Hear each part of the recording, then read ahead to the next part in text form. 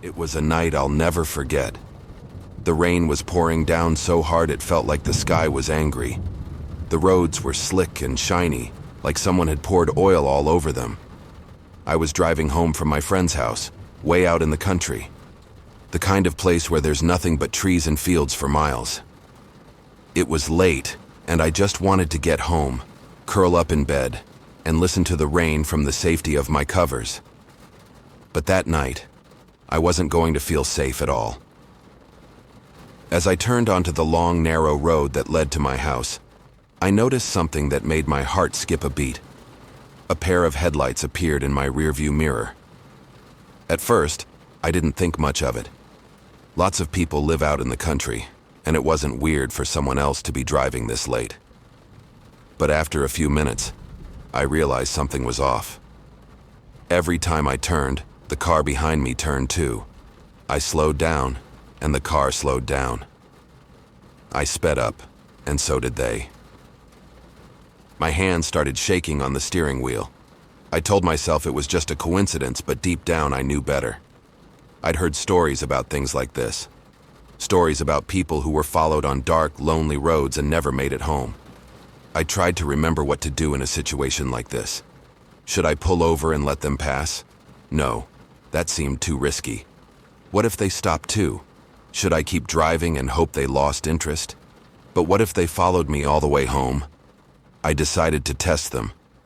I turned down a side road I'd never taken before, hoping they'd keep going straight. But they didn't. They followed me, their headlights glaring through the rain like two glowing eyes. My heart was pounding so hard I thought it might burst out of my chest. I knew I had to do something, but I didn't know what. Then I remembered something that creeped me out to the core. An urban legend I'd heard a long time ago about a killer who drove around in storms, looking for victims on lonely roads. The story said that he followed his victims for miles, toying with them, making them think they could get away. But just when they thought they were safe, he'd strike. I shook my head, trying to push the thought away. It was just a story, right? Something people made up to scare each other. But as I glanced in the rearview mirror and saw the car still right behind me, I couldn't help but wonder if there was some truth to it. The rain was coming down even harder now, making it nearly impossible to see. My windshield wipers were going full speed, but it wasn't enough. The road was a blur of water and darkness. I could barely make out the curves and turns ahead. But the car behind me didn't seem to have any trouble keeping up.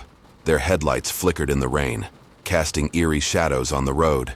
I was starting to panic. My breathing was fast and shallow, and my mind was racing.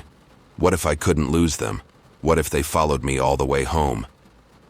I thought about calling the police, but my phone was in my bag on the passenger seat, and I didn't dare take my hands off the wheel. Then, up ahead, I saw the lights of my house. Relief washed over me. If I could just make it inside, I'd be safe. I pressed down on the gas pedal, my car speeding up as I got closer to home. The other car sped up too, but I didn't care. I was almost there. I pulled into my driveway, tires screeching on the wet pavement. The other car didn't follow me into the driveway, but it stopped at the end, its headlights shining directly at me. I didn't wait to see what they would do next. I grabbed my bag, fumbled for my keys, and ran to the front door. The rain soaked me to the bone in seconds, but I didn't care. All I wanted was to get inside and lock the door. I finally got the door open and slammed it shut behind me, twisting the lock as fast as I could. I was safe. I leaned against the door, trying to catch my breath, my heart still racing. The house was dark and quiet, but it felt like a haven after what I'd just been through. But then, I heard something that scared the living you-know-what out of me. A noise coming from the living room. It was soft, like someone trying to be quiet, but in the silence of the house, it was as loud as a gunshot. I froze, my hand still on the doorknob. My mind raced, trying to come up with an explanation. Maybe it was just the wind, or the house settling, but deep down, I knew that wasn't the case. I turned slowly, my eyes scanning the darkness. And that's when I saw it. A shadow moving in the hallway, just a few feet away from me.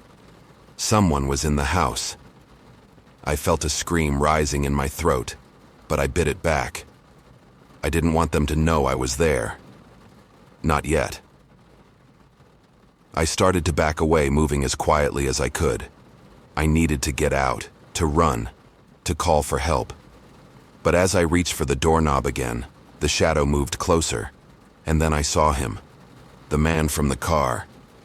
His face was hidden in the shadows, but I could see the glint of something metal in his hand.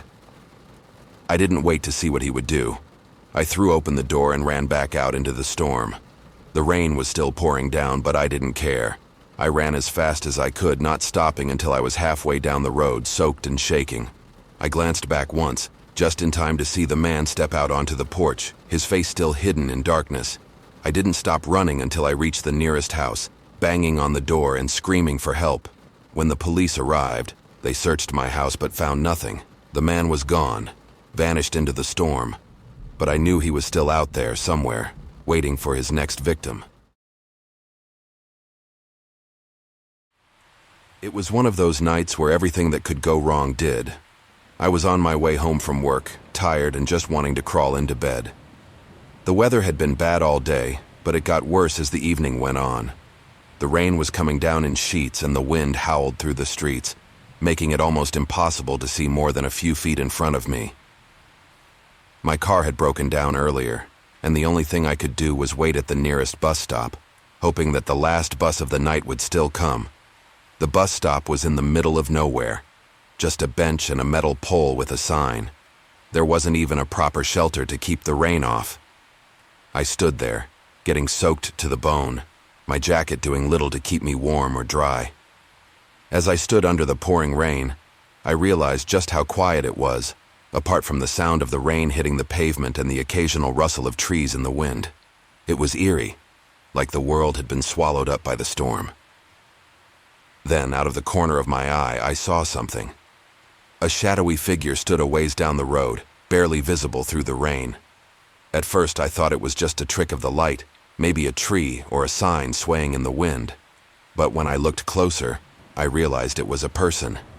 They were just standing there, not moving, not even huddling against the rain like you'd expect someone to do on a night like this. I tried to ignore it, telling myself that it was probably just someone waiting for the bus too.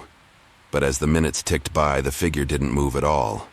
They just stood there, almost like they were glued to the spot, watching me. I couldn't make out any details, just the dark outline of a person against the stormy night. The longer I stood there, the more uneasy I felt. My heart started to pound in my chest, and I couldn't shake the feeling that something wasn't right. Why weren't they moving? Why didn't they come closer or try to find some shelter? It didn't make any sense. I tried to keep my mind off it by checking my phone, but the battery was almost dead, and the screen was too wet to use. I was stuck there with nothing to do but wait and try not to stare at the figure. But it was impossible not to. I kept glancing over, half expecting them to start walking towards me or to suddenly disappear. But they didn't. They just stood there, watching. The minutes felt like hours, and my nerves were getting the best of me. I told myself that I was just being paranoid, that the person was probably just as cold and miserable as I was, waiting for the same bus. But deep down, I knew that wasn't true. There was something off about them, something that made the hair on the back of my neck stand up. Finally, after what felt like an eternity, I saw the headlights of the bus cutting through the rain. Relief washed over me, and I hurried to the edge of the curb, eager to get out of the rain and away from the strange figure. The bus pulled up, its brakes hissing as it came to a stop in front of me. The doors opened with a creak, and I stepped inside, dripping wet and shivering. The bus driver gave me a quick glance but didn't say anything as I fumbled for my fare. I glanced out the window, half expecting the figure to be gone now that the bus had arrived. But they were still there, standing in the exact same spot, unmoving. I tried to shake off the unease as I found a seat near the back of the bus. The bus was nearly empty, just a couple of other passengers who were either asleep or too wrapped up in their own thoughts to notice anything. I took a deep breath, trying to calm down, but I couldn't resist one last look out the window. That's when I saw it. The figure was no longer standing in the distance. They were standing right where I had been, right by the bus stop, and they were facing the bus, staring straight at me. I've never been more terrified. How had they moved so quickly? And why were they standing there in the exact spot I had just been, staring up at me like they could see me through the rain and the bus windows? The bus started to pull away, but I couldn't take my eyes off the figure. Even as we drove down the road, I twisted in my seat, craning my neck to keep them in sight. But as we rounded the corner, they disappeared into the darkness, leaving me with nothing but the pounding of my heart and the sick feeling in my stomach. I tried to tell myself that it was just a coincidence, that the person was probably just another commuter who happened to be standing where I had been. But the way they had stood there watching me without moving, without making a sound, it didn't feel right. It felt like they were waiting for something, or someone. The rest of the ride home was a blur. I kept glancing out the window, half expecting to see the figure again. But the roads were empty, and the storm had swallowed up any sign of life. By the time I got home, I was a wreck, soaked through and trembling from the cold and the fear that still clung to me. I didn't sleep that night. Every time I closed my eyes, I saw that shadowy figure standing in the rain, staring at me with those unseen eyes. And even now, as I sit here telling you this, I can't shake the feeling that they're still out there, watching, waiting. And I can't help but wonder, if I hadn't gotten on that bus, would I be the one standing in the rain, watching someone else? It was a dark and stormy night, the kind where the rain fell in sheets and thunder rumbled so loud it shook the windows. My wife, Lisa, and I were curled up on the couch, trying to enjoy a quiet evening at home. The storm had knocked out the satellite, so we were just sitting there listening to the rain pound against the roof. We were both a little on edge, but that's when we heard the knock. It was soft at first, almost like it was part of the storm, but then it came again, louder and more insistent. We looked at each other a little confused. Who would be out in this weather? I got up and went to the door. When I opened it, there stood a man, completely drenched, his clothes clinging to him like a second skin. His hair was plastered to his head, and he was shivering so hard I thought he might collapse right there. He looked up at me with these wide, frightened eyes and said, "Please, can I come in? I've been in an accident." I didn't even think twice. I called out to Lisa, telling her to grab some towels, and I helped the guy inside. He stumbled a bit, clearly in shock, and I led him to the couch. Lisa came running with towels and a blanket, and we wrapped him up as best we could. "Thank you," he muttered, his voice shaky. I don't know what happened. 1 minute I was driving, and the next thing I know, I'm in a ditch. My car is totaled. We asked if he was hurt, but he just shook his head. He didn't seem to have any visible injuries, just a little shaken up. I offered to call 911 or a tow truck, but he declined, saying he just needed to warm up and rest for a bit. As we sat there, trying to make small talk, I couldn't help but notice something strange. The guy had been outside in the pouring rain, yet now that he was inside, his clothes didn't seem all that wet anymore. I figured maybe they had dried a bit from the heat of the house, but something about it didn't sit right with me. Then he started talking. About us. He mentioned things he shouldn't have known, like how Lisa and I had just celebrated our anniversary last weekend, or how we had been thinking about renovating the kitchen. His voice was calm, almost too calm, as he talked about our lives as if he'd been watching us for years. Lisa and I exchanged uneasy glances. "How do you know all that?" I asked, trying to keep my voice steady. He just smiled, but it wasn't a friendly smile. It was cold, almost mocking. "You'd be surprised what people can find out these days," he said. Before we could press him further, the power went out. The house was plunged into darkness, the only light coming from the occasional flash of lightning outside. Lisa let out a small gasp, and I fumbled around for the flashlight we kept in the drawer by the couch. When I finally got it turned on, the beam of light swept across the room. And that's when I noticed the man was gone. The blanket and towels were still there, but the stranger had vanished. I called out for him, but there was no answer. I ran to the front door thinking maybe he had left, but it was still locked, deadbolt in place. I checked the windows, the back door. Everything was locked tight. There was no way he could have left without us hearing or seeing him. Lisa was starting to panic, and I wasn't far behind. We searched the entire house, but there was no sign of him.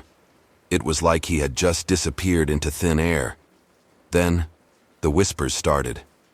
At first, I thought it was the wind, but the more I listened, the more I realized it was coming from inside the house. It was low, almost like someone was standing right behind us, murmuring just out of earshot. We followed the sound to the hallway, where the pictures on the wall suddenly started to rattle. One by one, they fell to the floor, the glass shattering on impact. Lisa screamed, and I grabbed her hand, pulling her back toward the living room. As we turned to run, I saw him standing at the end of the hall. The stranger. But he wasn't wet anymore. His clothes were bone dry, and his eyes were glowing with this unnatural light. He didn't look like the shivering, frightened man we had led into our home. He looked angry. "Thank you for letting me in," he said, his voice echoing in the darkness. "But I don't think you'll like what comes next." Before we could react, the lights flickered back on, and he was gone again. The house was silent. The only sound was the rain still hammering against the windows. We didn't sleep at all that night, too afraid to close our eyes, too scared to turn off the lights. The next morning, we found our front door wide open, the storm long gone, leaving only a deep, unsettling chill in its wake. To this day, I don't know what he was or where he came from, but I do know one thing. I will be more careful of who I let inside my home. Thanks for watching. Don't miss out on more spine-chilling tales. Subscribe now for weekly scares. Hit that red button and join our journey into the unknown.